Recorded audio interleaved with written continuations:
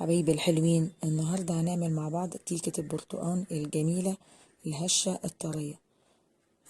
قبل ما نبدأ نشغل الفرن على درجة حرارة 180 ونسيبه يسخن الأول.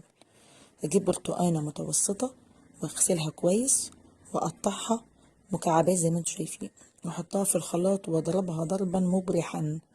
بعد كده انزل عليها باربع بيضات وشوية فانيليا وكوبايتين سكر. هنزل كوباية سكر الأول واضرب الخلاط عشان ما يبقاش تقيل عليا. بعد كده اضرب تاني. بعد كده انزل عليهم ب3 معالق كبار سمنة، او لو مش عايزة السمنة ممكن تستخدمي نص كوباية زيت. وبعد ما كل ده احط معلقة صغيرة خل، وضرب بقى جميل وبقى ميكس جميل رائع. شفت بقى حلاوته؟ الله، ولا ريحته بقى جنان، ريحة البرتقال تحفة. هنا 4 كوبايات دقيق، احط عليهم كيس كيك شيف وذرة الملح، وانزل بقى معاه الدقيق ارش شوية، ومعاهم بالتناوب هحط اللبن. هياخد حوالي كوباية ونص لبن. احط شوية اللبن واقلب بالتناوب مع الدقيق، شوية دقيق وشوية لبن.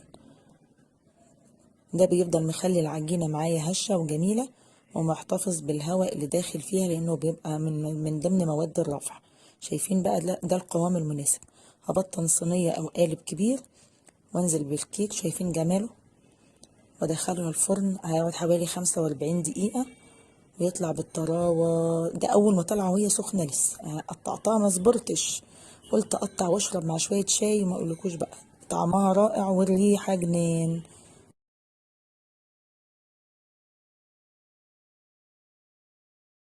حبايبي الحلوين، النهاردة هنعمل مع بعض كيكة البرتقال الجميلة الهشة الطرية. قبل ما نبدأ نشغل الفرن على درجة حرارة 180 ونسيبه يسخن الأول.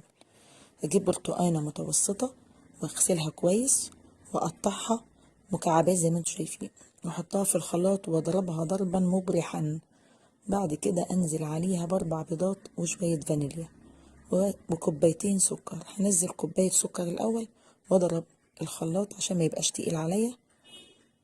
بعد كده اضرب تاني. بعد كده انزل عليهم ب3 معالق كبار سمنة، او لو مش عايزة السمنة ممكن تستخدمي نص كوباية زيت. وبعد ما كل ده احط معلقة صغيرة خل، وضرب بقى جميل وبقى ميكس جميل رائع. شفت بقى حلاوته؟ الله، ولا ريحته بقى جنان، ريحة البرتقال تحفة. هنا 4 كوبايات دقيق، احط عليهم كيس كيك شيف وذرة الملح، وانزل بقى معاه الدقيق ارش شوية، ومعاهم